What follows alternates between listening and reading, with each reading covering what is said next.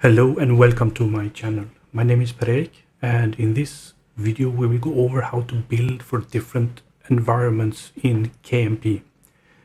We will be using a feature of Gradle, which is sending in project flags, and based on those flags we can then choose which modules we want to link in and get different builds. I will start using Android Studio instead of Fleet. Not because I don't like Fleet, I actually really do like Fleet, but Fleet is lagging in a couple of areas and it is a little bit troublesome to build the different build configurations from Fleet, while on Android it's quite straightforward. Don't forget to press the like and subscribe buttons so that you don't miss my next video. Now, let's get started. When using Android Studio, I prefer personally to have the project panel in the project mode instead of Android mode. It gives me a little bit more overview when it comes to a KMP project. Reading the Gradle project flag is quite straightforward in Kotlin. We just need to declare a variable called environment. It's a string and we get by the delegate project. We also have to give this a default value by assigning it in the Gradle property file. You will get an error if you miss this step. You can address this inside the Gradle file, but I find it much more convenient to set it outside in this Gradle property file. Now let's create the modules that we're going to use for these configurations. I will create them manually because I think it's a little bit easier. The built-in wizard might add a little bit too much information. And if you have other targets than iOS and Android, it becomes a little bit tricky because they are not supported by Android Studio's wizard. Inside these modules, we can create an object called config. You can choose whatever name you like. I choose config. And here we can store some values that we want to be in the different build configurations.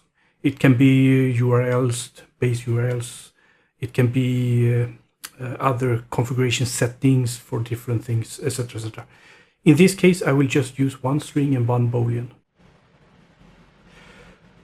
For the build Gradle file, it's nothing complicated. You can probably just take the one from Compose application and then clean it up a little bit. The only thing we really need is to change from an Android app to an Android library. It's also important that you keep all the targets inside the Kotlin block so that it matches your Compose app. You will also need to clean up the Android block a little bit because when you change to a library, you don't have all the properties available. So you will get some errors, but you can just remove those files. When the first one is done, we can repeat these for each environment that you want to set up. In my setup, I only have dev and production, so let me just set up production as well.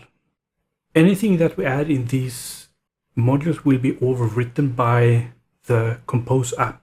So in this case, since we added this app name, we need to remove it from the Compose application. Otherwise, we won't see any difference. Let's now add these modules to the project. We do that in the setting.gradle.kts file. Let's sync the project and we will notice that our config module will get a colored square on the folder icon, indicating that it's synchronized and is part of the project now.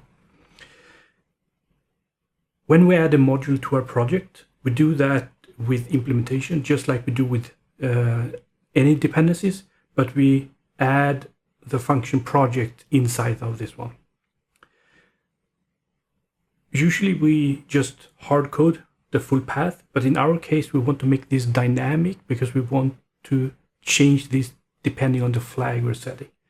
I consciously named the modules the same as the string I will use when I set the flag, so I can just use this environment variable that we declared earlier directly into this string. Just for convenience, we can also add a printout to see that all the values are getting set right. We can just run the Gradle clean to see the output to validate that the flag is being set. Without anything, it should be default to dev, and we can see that's the case. And if we select prod, we will also see that the prod is changed. We can also see here that I have a suffix mentioned here, and this is because we want to be able to run both configurations on the device at the same time. So let's add the application ID suffix in the Android block.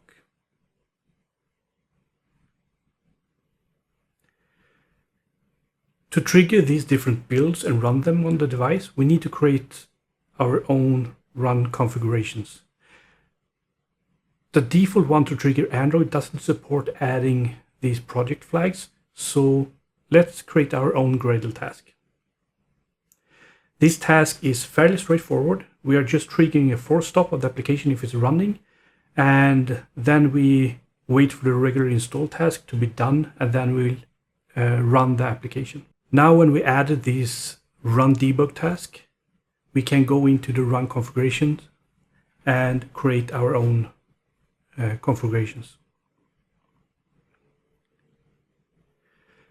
But just to make sure it's a little bit easier for us to see that the right build is built, let's change the text on the button in the application so we can see the string that we added to the configuration files.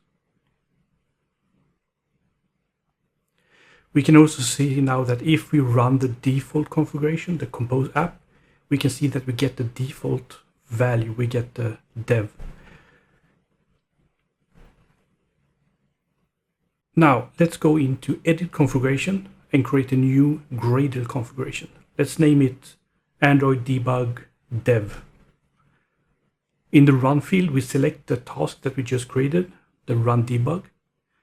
This is also where we add the flag. When this is done, we can just duplicate this configuration. We rename it to Android debug prod and change the flag from dev to prod. Now let's try to build a production and see if we get the correct button label. We can now see that we can build both dev and product and have them installed on the same time. Let's also try the new dev build configuration as well, so we can see that everything is working fine before moving on to the iOS side.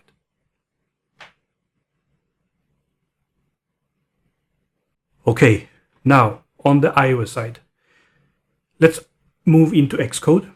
And remember, I am by no means an iOS developer, and if you know any simpler ways to do this, please let me know in the comments. There are quite a few steps we need to do to create configuration files. We need to set up the build configurations, and we need to set up the build schemas. For the configuration files, it's very straightforward. You just right-click the configuration folder, you choose new file, and you select a configuration file. Let's start with the first one, calling it dev. I'm also just posting in the values I need for this one. The most important ones to look at here is the one called environment. This flag is the one that we will send into the Gradle later on. So in this case, we give it the value dev. The bundle ID, we added .dev at the end, just with the same reasoning as we did for Android. We want to be able to run both the production and dev on the same device at the same time. Now we can repeat these for all the environments that we want to have. In my case, I will just create one for prod as well.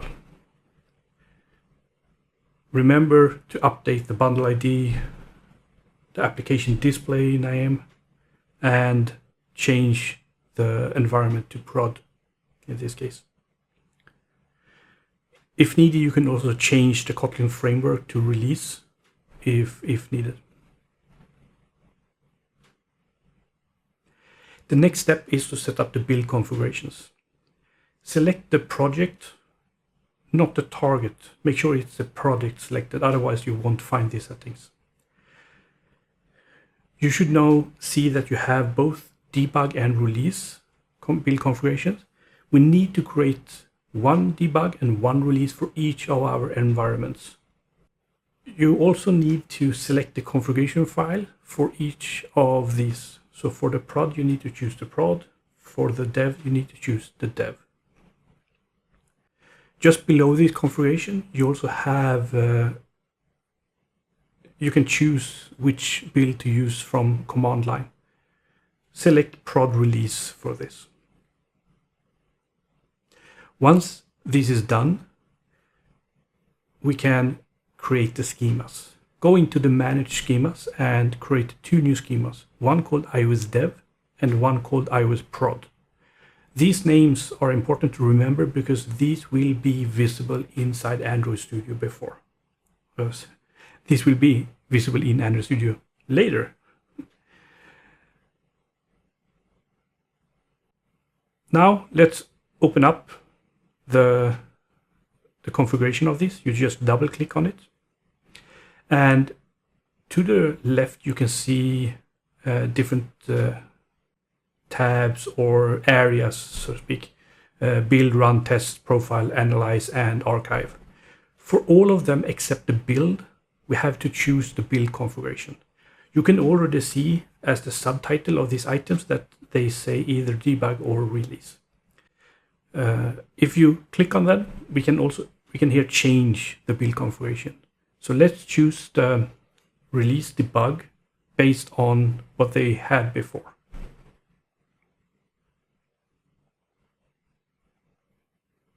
Once that is done, we can do the same for the iOS prod. But of course, we change to prod debug and prod release instead of dev. Okay, now when this is done, we can clean up a little bit. We don't really need the iOS schema anymore. We are not using it. We don't need the debug and the release build config, so we can remove those as well. And we don't need the default configuration file config either. So let's just delete it. Next step is, as I mentioned earlier, we need to send this flag into the Gradle build. In the configuration file, we had a property called environment. Let's go into the target this time, the target iOS app. Go to the build phases tab and find the compile Kotlin framework section. If you expand this one, you can here find the script that will call the actual Gradle build. So here is where we can add the flag.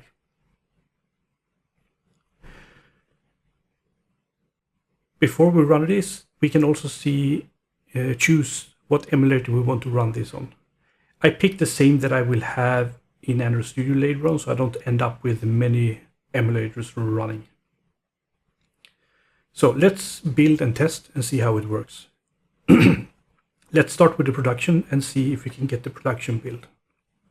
Remember, we will see on the text label, on the button label, that if it's a production or development. And it works just fine. Let's do the same for the dev build and make sure that it works.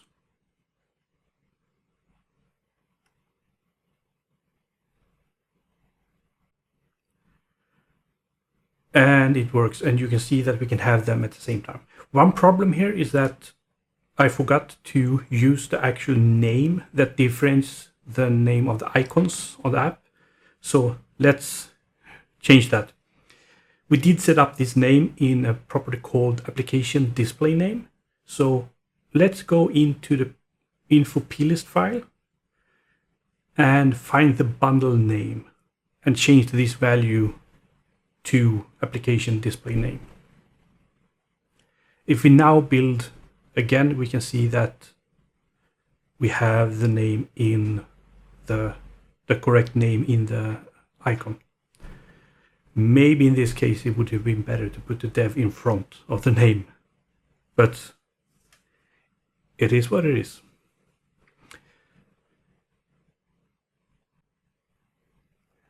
Now, let's uninstall the applications and go back to Android Studio. In Android Studio, we need to invalidate all the caches so Android Studio can reload all the settings from the Xcode project.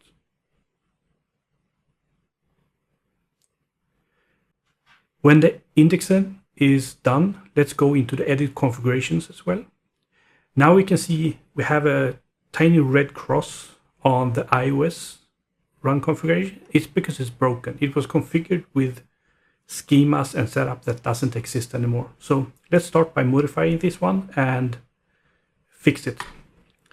The schema we want to do here is iOS dev, and then we select dev debug as the configuration. Here we can also choose the iPhone emulator we want.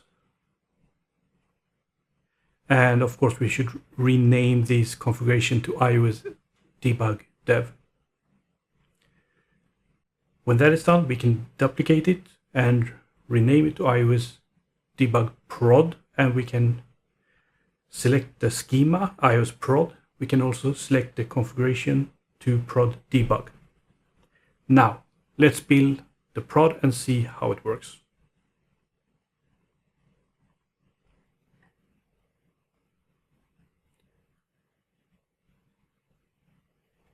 And it works just fine. Now, let's try to build a dev as well, so we know everything is working. And it's working as expected. A pro tip here is that to avoid having all the developers in the team set up this, you can check the store as a project file box for all the configuration we set up. And when other developers check out the code, they will automatically get these build or these runtime configurations. That's it for this video. Don't forget to press the like and subscribe buttons. Hit the notification bell so you don't miss my next video. If you have any wishes for a topic, please leave a comment or fill in the form that I will have a link to in the description. Happy coding!